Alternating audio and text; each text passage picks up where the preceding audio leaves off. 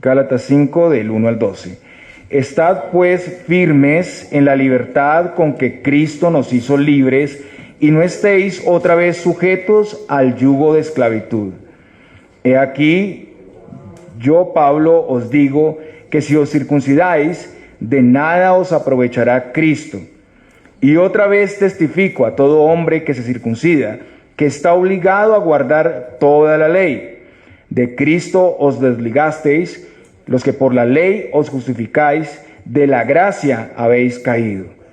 Pues nosotros por el Espíritu aguardamos por fe la esperanza de la justicia, porque en Cristo Jesús ni la circuncisión vale algo, ni la incircuncisión, sino la fe que obra por el amor. Vosotros corríais bien. ¿Quién os estorbó para no obedecer a la verdad? Esta persuasión no procede de aquel que os llama. Un poco de levadura leuda toda la masa. Yo confío respecto de vosotros en el Señor, que no pensaréis de otro modo, mas el que os perturba llevará la sentencia, quien quiera que sea. Y yo, hermanos, si aún predico la circuncisión, ¿por qué padezco persecución todavía? En tal caso, se ha quitado el tropiezo de la cruz. Ojalá se mutilasen los que os perturban. Oremos. Padre Celestial, queremos suplicarte, Dios, que podamos recibir tu palabra, atesorarla, que podamos verte a ti, Señor Jesucristo, en esta exposición y conforme a tu palabra podamos dar frutos de justicia. Te lo pedimos, Señor, en Cristo Jesús. Amén. Podemos sentarnos.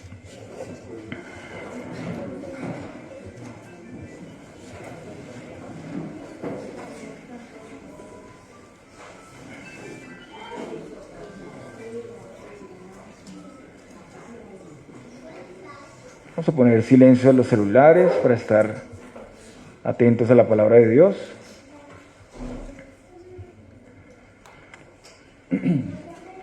Muy bien, hermanos, continuamos la exposición consecutiva de la palabra de Dios y en este capítulo vemos un resumen, una aplicación de toda la carta. Esta última porción, como ustedes pueden ver, es más práctica. Esta es la metodología que generalmente usa Pablo en sus cartas. Inicialmente vemos una parte doctrinal y en base a esa parte doctrinal continúa un enfoque que es más práctico. Y aquí Pablo trata el tema de la libertad. Hoy vamos a ver la primera parte de esta porción que cubre todo el capítulo 5. Y Pablo aquí llama a los Gálatas y a todos los creyentes a vivir en la libertad en la que Cristo nos hizo libres. En la primera parte del pasaje, y la que principalmente vamos a abordar el día de hoy, vamos a ver la libertad para no ser esclavos del cumplimiento de obras y ritos para salvación. Y en segundo lugar, es la segunda parte del pasaje, los versículos 13 al 26, esa porción la vamos a ver en el próximo sermón. Veremos ahí la libertad para que no vivamos en libertinaje, o sea, permitiendo y justificando el pecado en base a la gracia. Pero hoy vamos a hablar de esta primera parte, de la libertad que tenemos en Cristo en relación, entonces, para no ser esclavos del cumplimiento de las obras de la ley y los ritos.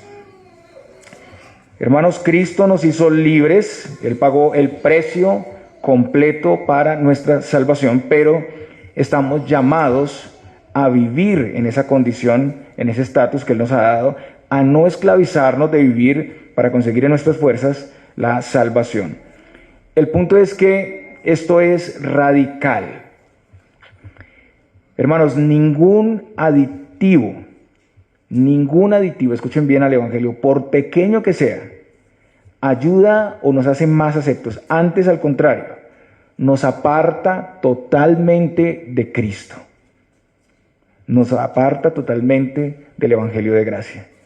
Nos pone del lado de la ley y nos deja bajo esclavitud y, finalmente, condenación. Pero los verdaderos creyentes van a atender al Evangelio, van a vivir por el Espíritu confiados en la glorificación que recibirán, el estado eterno al final, y servirán a otros en base al amor de Dios y no a la autojustificación. Como los Gálatas, todos somos vulnerables al error que puede venir de nuestros corazones, del mundo y de los falsos maestros. Y este es un llamado para tomar muy en serio el Evangelio. No podemos ser tolerantes, no podemos ser permisivos con el error. El error crece y se extiende a muchos. Debemos hacer una clara diferencia entre el llamado de Dios con el Evangelio y el llamado que nos hacen los falsos maestros. Estamos llamados a tener un celo santo por la verdad de Dios y por su iglesia. Si Cristo no es todo suficiente en nuestra salvación, no hay salvación. Escuchen bien esto, y es lo que yo quiero que quede en sus mentes el día de hoy. Si Cristo no es todo suficiente en nuestra salvación, no hay salvación. Entonces Pablo dice: estad pues firmes en la libertad con que Cristo nos hizo libres, y no estéis otra vez sujetos al yugo de esclavitud. Los Gálatas y todo creyente, judío o no judío, o sea gentil, antes de conocer a Cristo, éramos esclavos.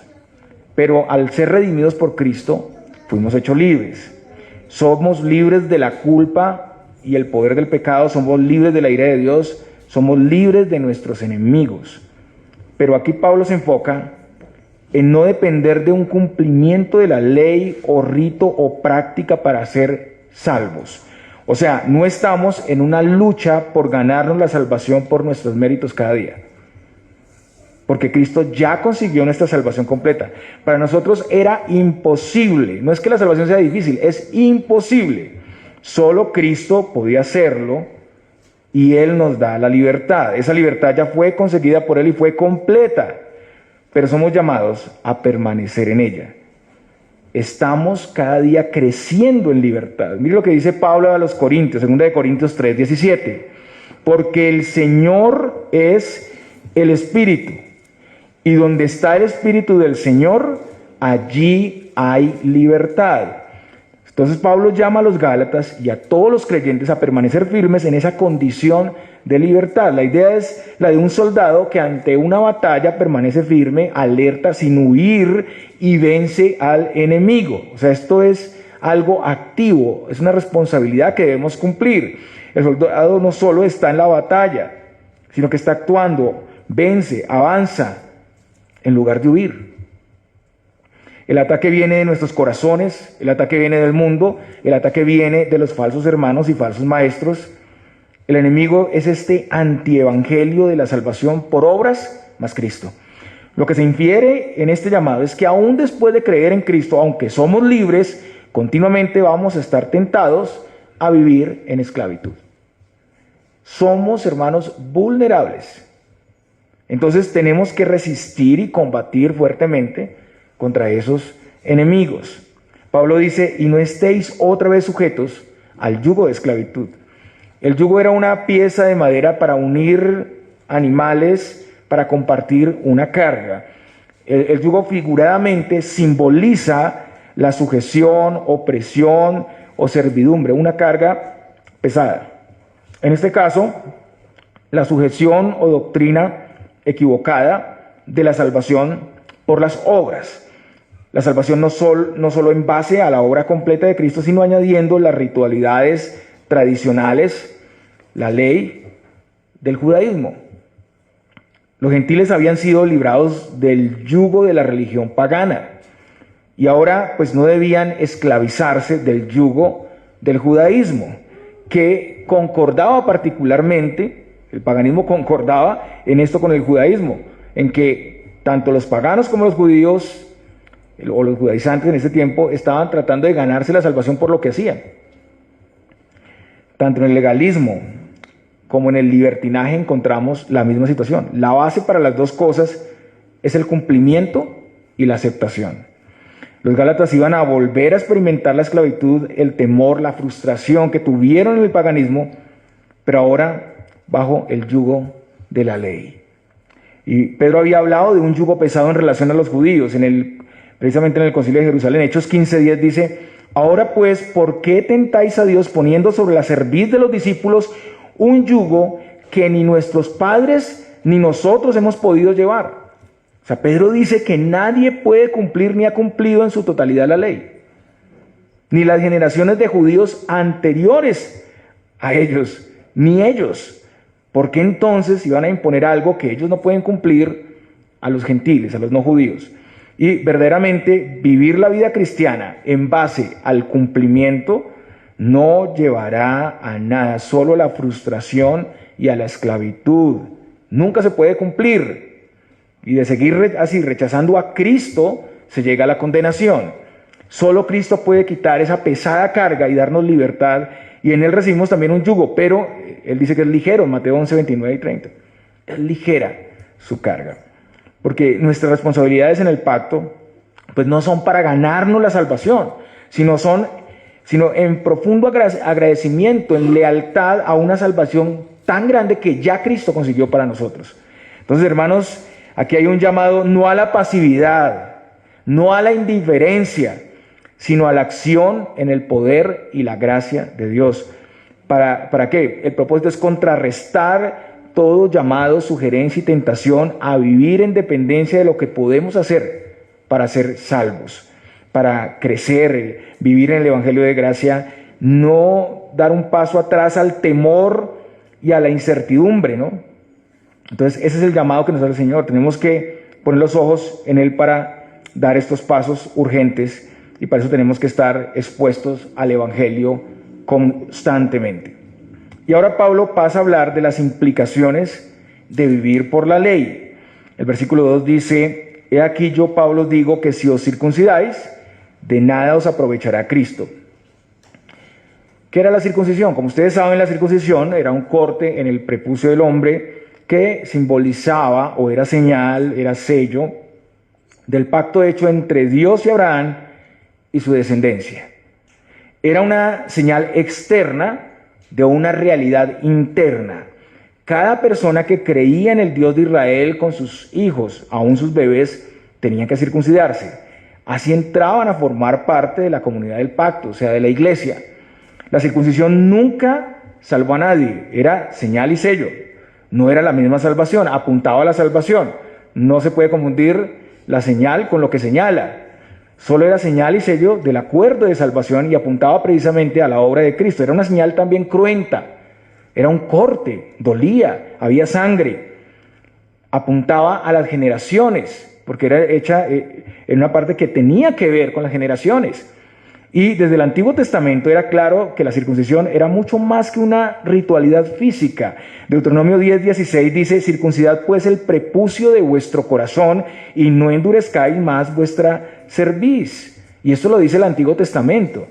El Señor es quien hace esa obra interna. En Deuteronomio 36 dice: y circuncidará Jehová tu Dios tu corazón y el corazón de tu descendencia, para que ames a Jehová tu Dios con todo tu corazón y con toda tu alma, a fin de que vivas.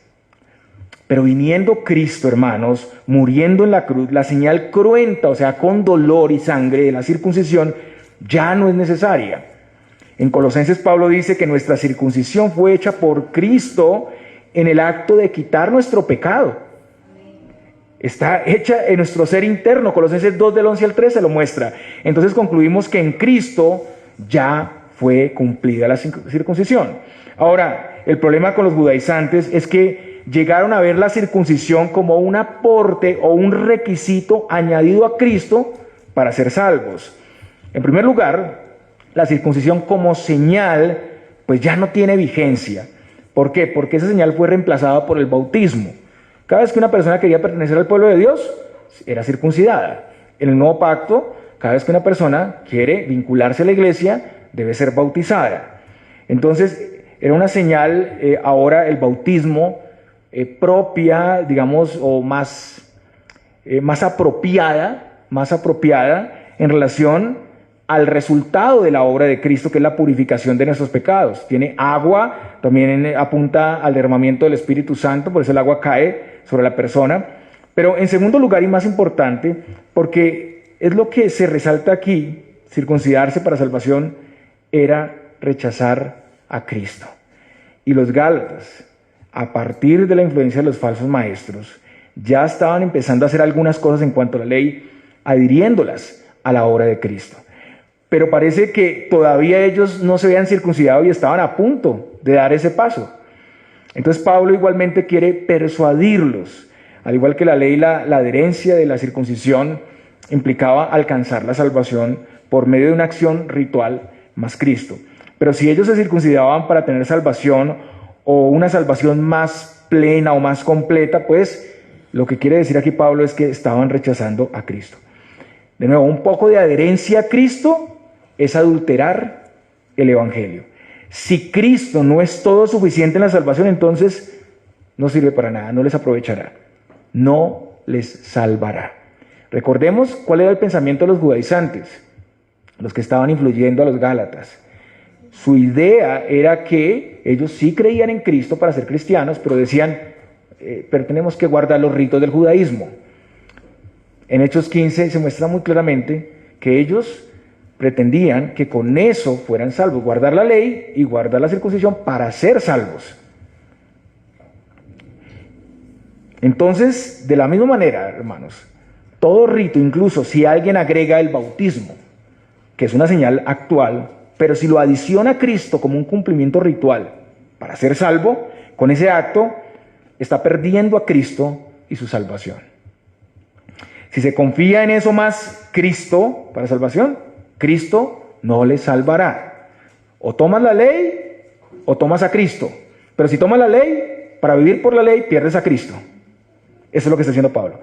No importa cuánto hablen de Cristo, si la iglesia tiene su nombre, si todos lo confiesan, pero si adicionan a Cristo algún rito o práctica, incluso rito bíblico para salvación, Cristo no les beneficiará, Cristo no les salvará.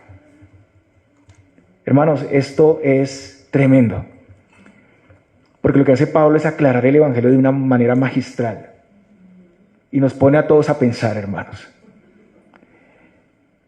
Ahora, en segundo lugar, circuncidarse implica que se está viviendo por la ley. Entonces se debe no solo guardar un mandamiento, sino que dice Pablo, todos.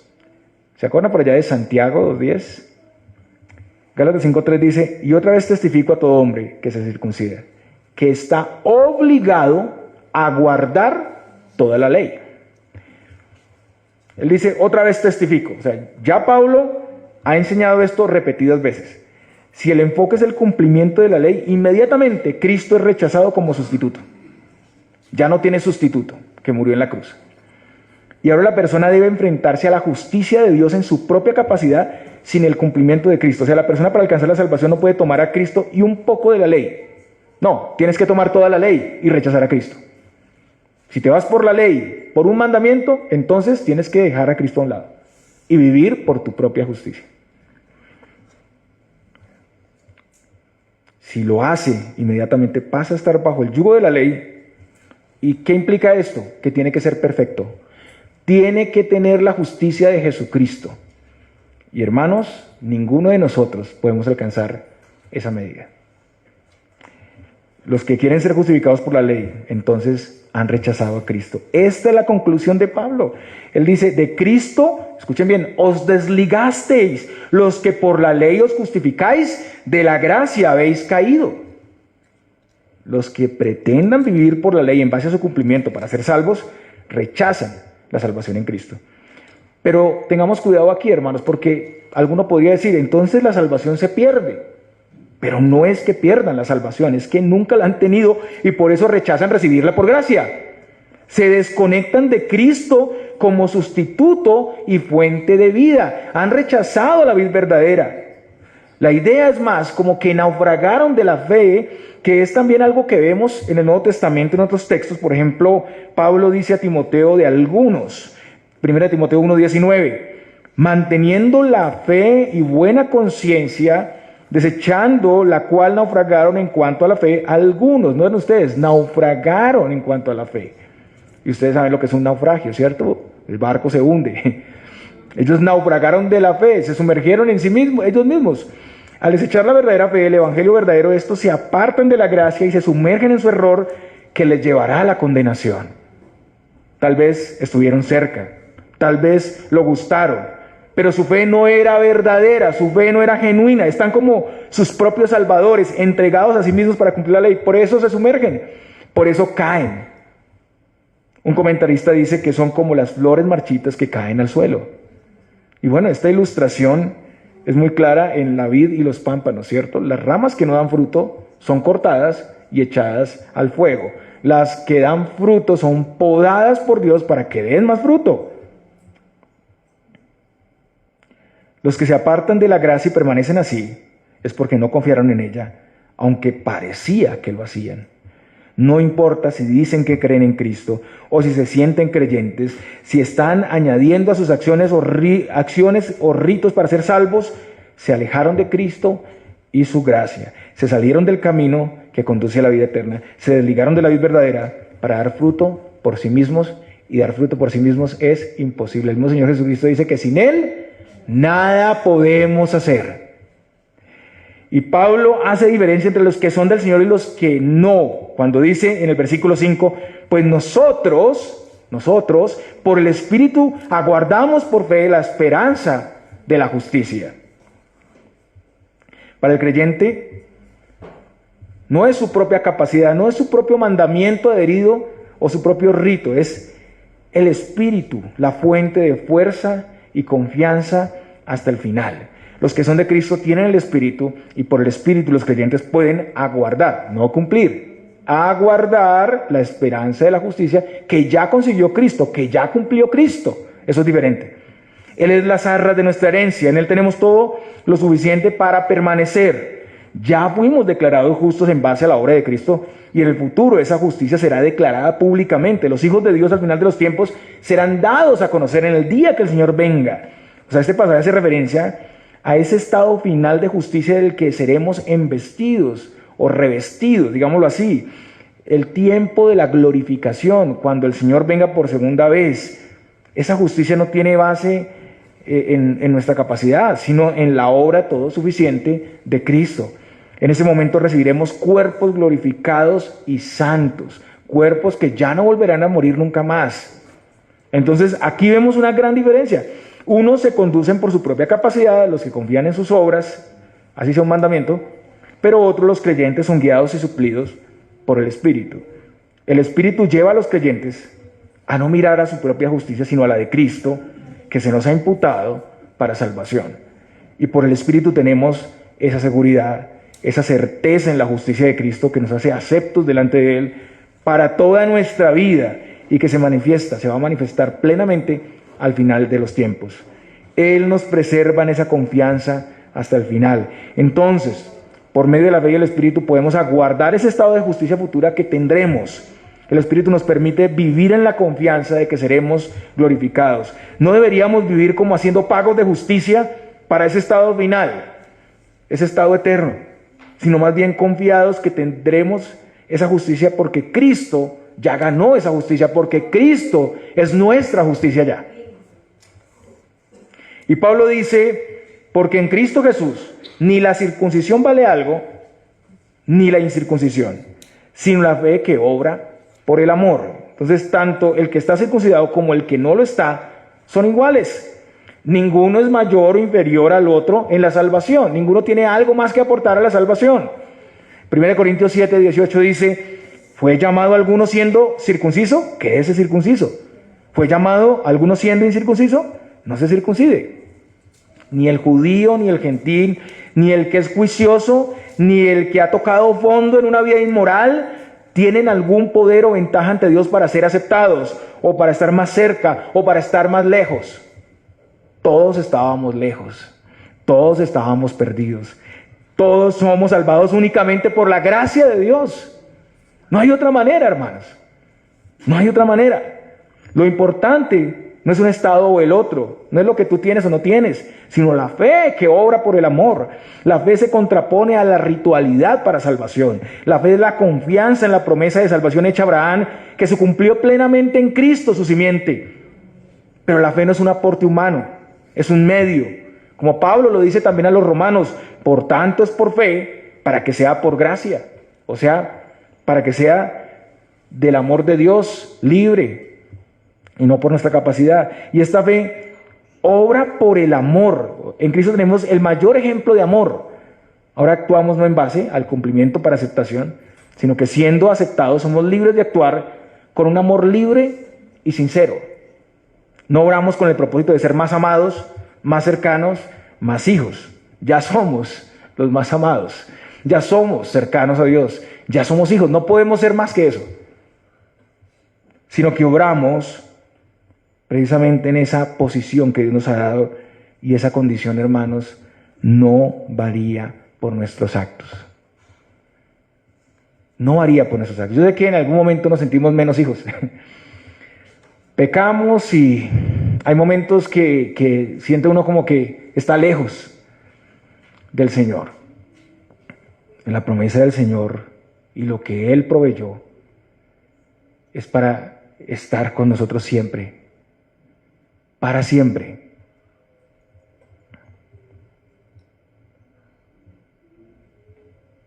No es el cumplimiento o incumplimiento lo que tiene algún valor delante de Dios.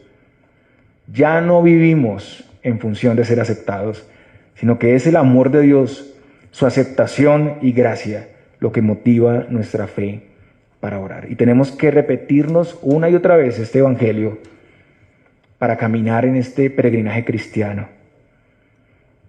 Porque somos como una montaña rusa. Estamos en las alturas del gozo un día y después sumergidos en la tristeza y el dolor.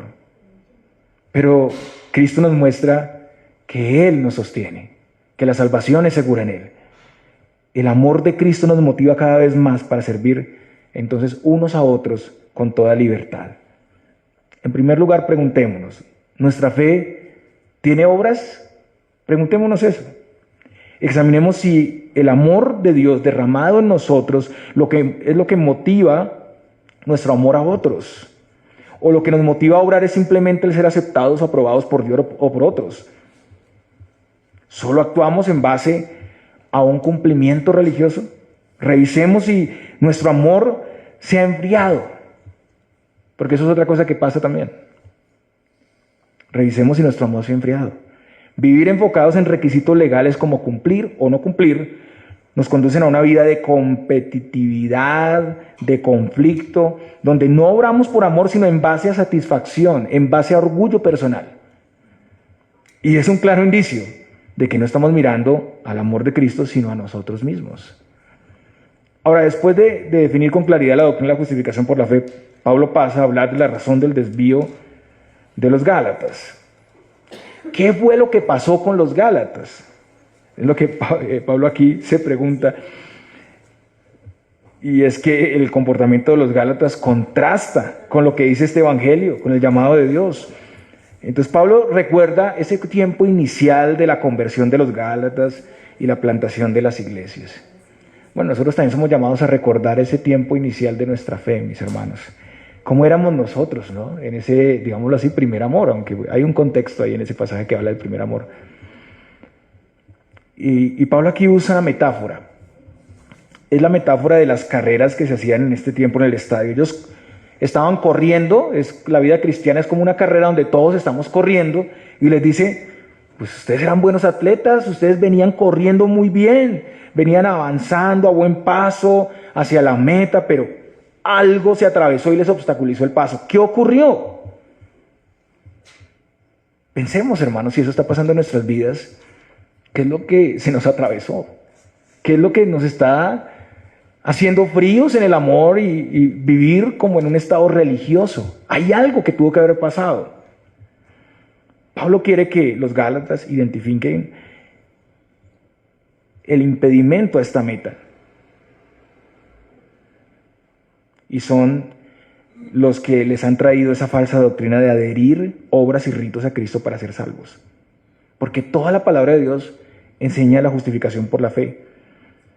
Al ceder ellos están desobedeciendo a la verdad. Y la influencia de los falsos maestros es un llamado muy diferente al llamado de Dios, que los llamó y los sigue llamando. ¿Y a qué los llama el Señor? Versículo 13, Gálatas 5:13, porque vosotros, hermanos, a libertad fuisteis llamados, solamente que no uséis la libertad como ocasión para la carne, sino servíos por amor unos a los otros. Bueno, esto es más adelante que lo dice, pero es el mismo contexto. ¿A qué somos llamados, hermanos? A libertad. Libertad para no depender de las obras, de un pacto de obras para ser salvos o aceptados, y libertad para tampoco perseverar en el pecado, sino para vivir para Dios. Fuimos llamados a libertad.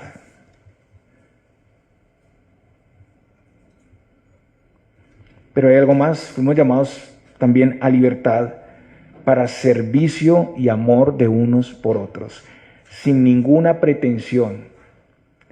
Ellos estaban bien en la carrera, pero se distrajeron, los llamaron los judaizantes de un lado de la carrera y ahora están tomando otro rumbo fuera de la carrera, se están alejando de la meta. Hermanos, hay que tener mucho cuidado con las voces que escuchamos alrededor nuestro. Voces que nos llaman usando parte de la palabra, o sea, usan pedazos de la palabra, pero con intereses personales que son contrarios a la revelación plena del Señor. Los Gálatas estaban obedeciendo a un llamado contrario al que habían recibido y se extraviaron. Nosotros también somos vulnerables y debemos atender a la verdad. Y esa afectación se estaba extendiendo a la iglesia. Empieza como algo muy pequeño, pero se empieza a propagar. Pablo dice, un poco de levadura leuda toda la masa. Y bueno, este es un dicho proverbial, la ilustración de la levadura es usada muchas veces en la Escritura y se aplica tanto a lo malo como aquí en Gálatas, pero también a lo bueno, ¿no? Pero aquí tiene que ver con lo malo, con la influencia penetrante del pecado y sus consecuencias, extendiéndose y creciendo en un solo miembro hasta invadir y contaminar todo su ser y contaminar toda la iglesia. Si la mala doctrina es permitida, va a terminar extendiéndose a todas las iglesias. Inicia pequeño y termina por invadir todo.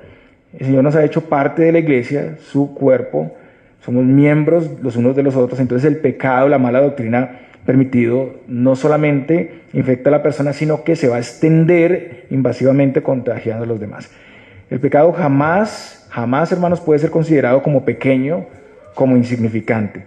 La aceptación parcial de un aditivo al evangelio empieza a ganar terreno en la persona primeramente, después pasa a la iglesia hasta que Cristo mismo es sacado de la vida del creyente y solo queda la capacidad humana. Recordemos lo que acaba de decir Pablo, le metes un poquitico de ley y sacas a Cristo de la ecuación. Entonces, hermanos, hay que tomar medidas urgentes a tiempo para tratar a quienes se han desviado. Ya seamos nosotros mismos, ya sea algún miembro en la iglesia, hay que atenderlo. Pablo descansa en el cuidado del Señor sobre los Gálatas. El versículo 10 dice, yo confío respecto de vosotros en el Señor que no pensaréis de otro modo, mas el que os perturba llevará la sentencia, quien quiera que sea. Es el Señor, hermanos, el que sostiene la salvación y por su Espíritu el Señor va a guardar, va a preservar a los suyos para no permanecer en esa mala doctrina. O sea, aunque por un momento hayan estado equivocados, van a ser tratados y traídos por el Señor. Esa es la confianza que debemos tener también en el Señor cuando estas cosas pasan en la iglesia. El Señor o va a restaurar a esas personas o va a mostrar, va a revelar realmente su identidad. ¿Cierto? Enseñamos la verdad, señalamos claramente el error, pero confiamos en que Dios preserva a los suyos. Los elegidos obedecerán la verdad. Los reprobados se levantarán y se apartarán. Es el Señor el que mantiene en la verdad a los suyos, pero los que han hecho daño a la iglesia del Señor darán cuentas. Tarde que temprano darán cuentas. Ellos han confundido, han extraviado de la verdad a los Gálatas. Aun cuando los mismos Gálatas no sigan su propósito, ellos serán castigados. El Señor a su tiempo los castigará. Pedro, hablando de los falsos maestros, en 2 de Pedro 2, del 1 al 3, dice lo siguiente: pero hubo también falsos profetas entre el pueblo, como habrá entre vosotros falsos maestros, que introducirán encubiertamente herejías destructoras y aún negarán al Señor que los rescató, atrayendo sobre sí mismos destrucción repentina. Y muchos seguirán sus disoluciones, por causa de los cuales el camino de la verdad será blasfemado, y por avaricia harán mercadería de vosotros con palabras fingidas. Sobre los tales, ya de largo tiempo la condenación no se tarda y su perdición no se duerme. Lo mismo Pablo dice a los Corintios en 1 Corintios 3:17, si alguno destruye el templo de Dios, Dios le destruirá a él, porque el templo de Dios, el cual sois vosotros, santo es. El daño al pueblo de Dios es una afrenta contra Dios mismo, contra Dios mismo. El Señor toma muy en serio el daño que se le hace a la iglesia y hay que tener mucho cuidado. Ha pasado en esta congregación, ha pasado en muchas congregaciones donde una persona se levanta y no permite que se adore al Señor, no permite que se haga lo que se tiene que hacer, con razones injustificadas. Y realmente no habría razón para limitar el culto a Dios, no habría razón para interferir en la comunión con los hermanos, pero muchas personas sí lo hacen. Pues ese castigo no se duerme para esas personas. Tal vez los veremos por mucho tiempo, se reirán, se burlarán porque son realmente burladores. Pero un día llegará el juicio de estas personas. Un día llegará, no se tarda. El Señor toma muy en serio el daño hecho a la iglesia. El mismo Señor dijo lo siguiente, Mateo 18:6, y cualquiera que haga tropezar a alguno de estos pequeños que creen en mí, mejor le fuera que se le colgase al cuello una piedra de molino de asno y que se le hundiese en lo profundo del mar. Ay del mundo por los tropiezos, porque es necesario que vengan tropiezos, pero ay de aquel hombre por quien viene el tropiezo. Y miren, hermanos, este pasaje, no solo la muerte, acá habla de la muerte de una manera terrible. Esta piedra de molino era una piedra muy pesada. En ese tiempo había dos clases de molinos, el molino de mano que usaban las mujeres en la casa y había otro molino con una piedra tan grande, tan pesada, que era necesario un asno para hacerla dar vueltas. Aquí se hace referencia a esa piedra grande, pesada, que era usada para triturar el grano. Esta piedra en el centro tenía un agujero por donde se echaba el grano para molerlo, entonces con el mismo peso se iba aplastando y podía pesar 1,5 toneladas. Y Jesús está diciendo de poner esta piedra en el cuello de un hombre y arrojarlo al mar. Ustedes ya saben el resultado, ¿cierto? Colgar al cuello una piedra de estas le iba a llevar directamente al fondo, o sea, la muerte. Pero noten que el pasaje dice algo más, no dice esto puntualmente. Es mejor que le fuera a morir de esta manera, es lo que está diciendo. Ese sería un castigo tolerable, sería un castigo pequeño, o tal vez sí podría ser grande a la vista de los hombres. Mejor le sería, es lo que dice el pasaje, comparado con el juicio que le espera a esa persona, que es el castigo de Dios. Y lo que vemos aquí es una gran advertencia para todos. Dios es justo, Él no tendrá por inocente al culpable, sea quien sea. Ahora Pablo pasa a responder a una acusación falsa de los judaizantes. Posiblemente ellos lo acusaron de ambivalencia, de continuar predicando una mezcla entre circuncisión y salvación por gracia. Bueno, eso era para confundir a los gálatas. Pero tal vez estaban confundiendo su enfoque de hacerse judío al judío y gentil al gentil como una forma de conectar y crear puentes entre los dos grupos manteniendo el mismo evangelio. Tal vez se fijaron en la circuncisión de Timoteo. Timoteo fue circuncidado y usaron eso para acusarlo. Bueno, Pablo nos dice acá que la circuncisión no va, ¿cierto? No es. Pero a la vez circuncida a Timoteo. ¿Esto qué es? Una contradicción. Miren, Gálatas, Pablo les está mintiendo, los está engañando, eso se contradice. Cuando le conviene dice una cosa y cuando no le conviene dice otra. Ese pudo ser el argumento. Pero recordemos el contexto. Timoteo era hijo de una mujer judía creyente y su padre era griego. O sea que su mamá, siendo judía, se unió en una unión no permitida por la ley, un yugo desigual. Por esa razón Timoteo pues no había sido circuncidado. En ese caso, ante los judíos, Timoteo era un violador del pacto. Si Pablo quería tener buenas relaciones con los judíos a los que iba a predicar, no podía tener en su equipo misionero a alguien que a la vista de los judíos fuera un violador del pacto. Entonces, de acuerdo al mismo principio del concilio de no ser tropiezo a nadie, Pablo circuncida a Timoteo.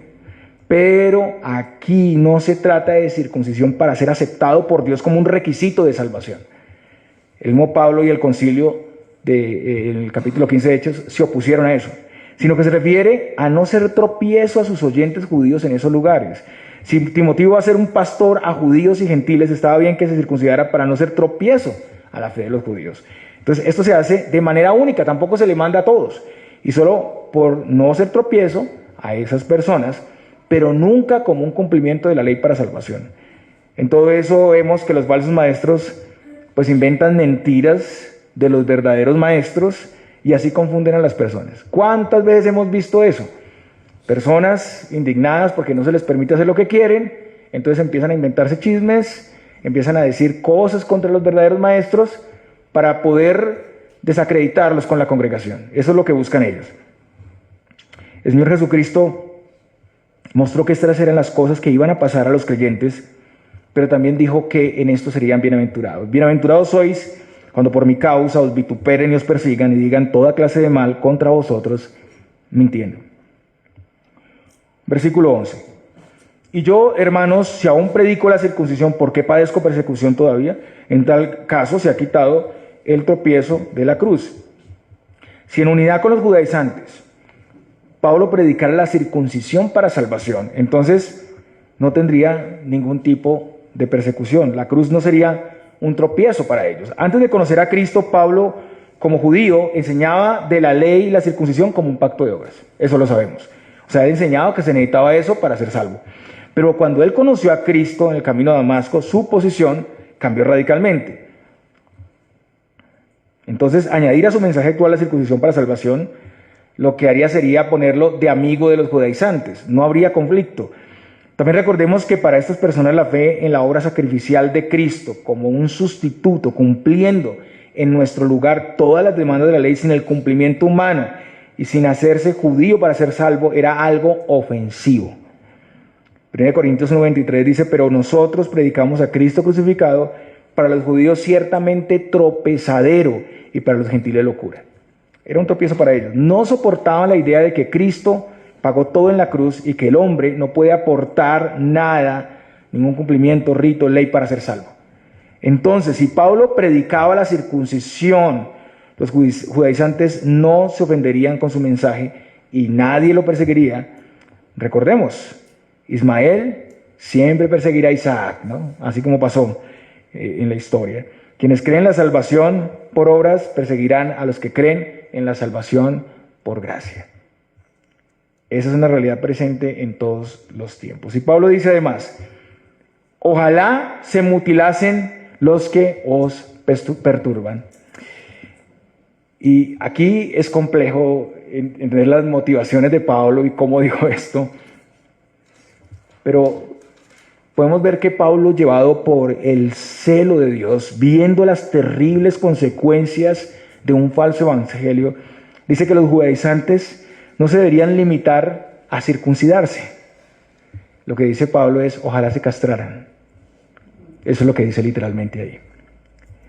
Y parece que esta era una alusión a un rito pagano que se practicaba en la región de Galacia, el culto a Cibeles, donde los sacerdotes se castraban. Entonces, aquí, irónicamente, está invitándoles a que si la circuncisión es algo que les lleva a una mayor espiritualidad, entonces, ¿por qué no siguen? Háganlo completamente, cástrense. Es fuerte lo que dice ahí. Por un lado, está diciendo que ellos son como los sacerdotes paganos. Le está diciendo, ustedes son paganos. Por otro lado, la implicación es que su descendencia no continúe. O sea, no queremos más como ustedes. Y más allá de venganza o agresividad, lo que vemos es que Pablo tiene un celo ferviente por la verdad de Dios y un amor desbordante por los Gálatas. Y estas palabras, pues sí, nos pueden parecer fuertes al día de hoy, pero hermanos, debemos tener enojo santo ante la sugerencia más pequeña a tergiversar el Evangelio de Cristo. Deberíamos indignarnos ante esas pretensiones y no ser tolerantes ante un daño tan grande. Este tipo de cosas a veces pasan ante nuestros ojos y muchos se quedan callados, no dicen nada, no pasa nada, la iglesia no dice nada. O incluso continúan teniendo lazos de amistad con falsos maestros.